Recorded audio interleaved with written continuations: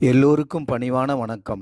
நம்முடைய ஐயா நமச்சிவாயா சேனலில் இருந்து அடியேன் என்று தினமொரு திருக்கதையில்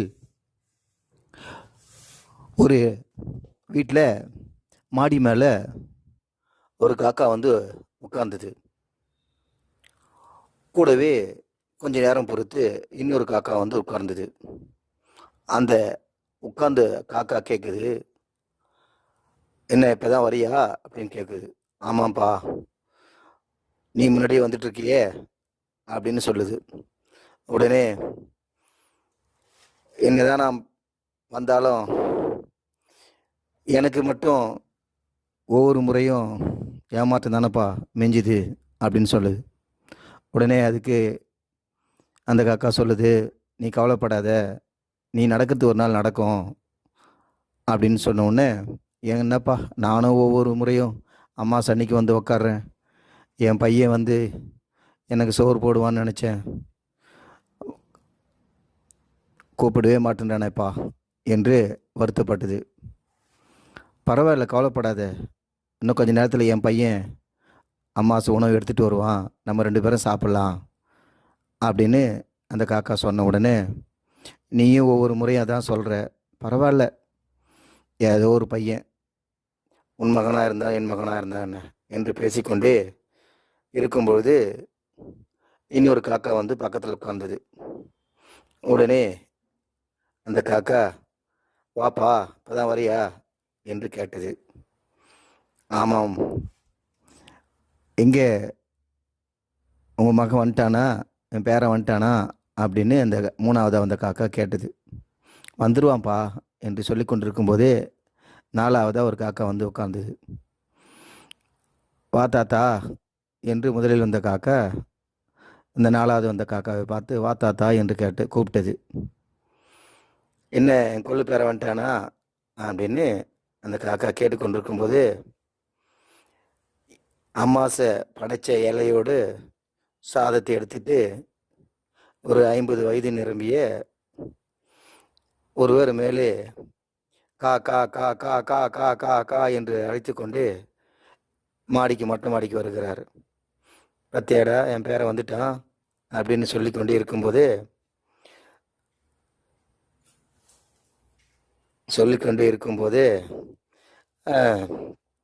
சரி என்று இந்த காக்கா அழைத்து இலை மொட்டை மாடியில் வைத்துவிட்டு சுற்றுமுற்றும் பார்க்கிறான். மீண்டும் 4 புறமும் காக்கா என்று அழைத்து கொண்டே இருக்கும்போது அந்த காக்கா 4 பேரும் வந்து இலையில் உட்கார்ந்து சாப்பிட்டார்கள்.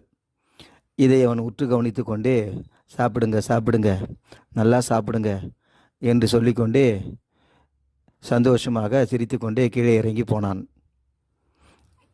பார்த்தியாடா, நம்ம சாப்பிட்றோமா இல்லையான்னு எவ்வளோ நேரம் பார்த்துட்டு சந்தோஷமாக சிரித்து போகிறான் பார்த்தியா, பேரை நல்லா இருக்கணும் அப்படின்னு வந்த காக்காங்க அனைத்தும் அவனை நோக்கி ஆசீர்வாதம் செய்கிறாங்க. இதில் தன்னுடைய மகன் வரவே இல்லை என்று வருத்தப்பட்டு கொண்டிருந்த காக்காவும் அவனுக்கு ஆசீர்வாதம் செய்கிறாங்க. மகன் வரவில்லை என்ற ஆதங்கப்பட்ட காக்கா, என் மகன் வரவில்லை என்றாலும் அவன் நன்றாக இருக்க வேண்டும் என்று மனதுக்குள்ளே நினைத்து கொண்டே மேலே பறந்து சென்றது. அப்பொழுது அந்த காக்கா நினைத்து கொண்டது, ஏனென்றால் தன் மகன் வரவில்லை என்பதற்கு காரணம் அதற்கு நன்றாக தெரியும். அவர்களுடைய பரம்பரையில் யாருமே அமாவாசை அன்று சுவாமி கும்பிடுவதில்லை, அமாவாசை கும்பிடுவதில்லை என்று ஒரு நியதி வைத்துக்கொண்டு செயல்பட்டு கொண்டிருக்கிறார்கள் என்பது அந்த காக்காவுக்கும் தெரியும். அது இறந்த பிறகுதான் அதனுடைய அந்த கஷ்டம் அதற்கு புரிந்தது. இப்படி நிறைய பேர் அமாவாசை கும்பிடாமல், காக்காய்களுக்கு சாதம் வைக்காமல், வழி தெரியாமல் இன்றும் இருக்கிறார்கள்.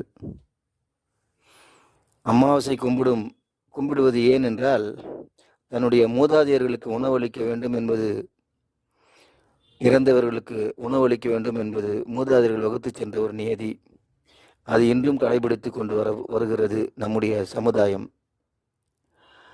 அப்படி செய்தோமானால் மூதாதையர்களுடைய ஆசீர்வாதம் நம் குடும்பத்திற்கு கிடைக்கும் என்பது அசைக்க முடியாத நம்பிக்கை. அந்த குடும்பம் சீரோடும் சிறப்போடும் நோய் நொடி இல்லாமல் வாழும் என்பதும் நம்முடைய மூதாதையர்கள் கண்டுபிடித்த உண்மை. எனவே ஒவ்வொருவரும் அமாவாசை அன்று காக்காய்க்கு உணவளிப்போம், மூதாதையர்களுக்கு உணவளித்து அவர்களை மகிழ்விப்போம். உணவளிக்கவில்லை என்றால் என்ன ஆகும் என்றால், அந்த மூதாதையர்கள் வந்து பசியோடு ஏக்கமாக திரும்பிச் செல்வார்கள் என்பது ஐதீகம். அவர்களுடைய வருத்தம் நமக்கு நல்லதை தரும் என்பதை விட எப்பொழுதும் இறைவன் நமக்கு நல்லதே தர வேண்டும் என்று நினைத்து அமாவாசையை சிறப்பாக மூதாதையர்களுக்கு படைத்து காக்காய்களுக்கு உணவளிப்போம் என்று கூறி கதையை முடிக்கின்றேன். பிடித்திருந்தால் சந்தோஷமடையுங்கள், பிடிக்கவில்லை என்றால் வருத்தமடைய வேண்டாம். திருச்சிற்றம்பலம், திருச்சிற்றம்பலம்.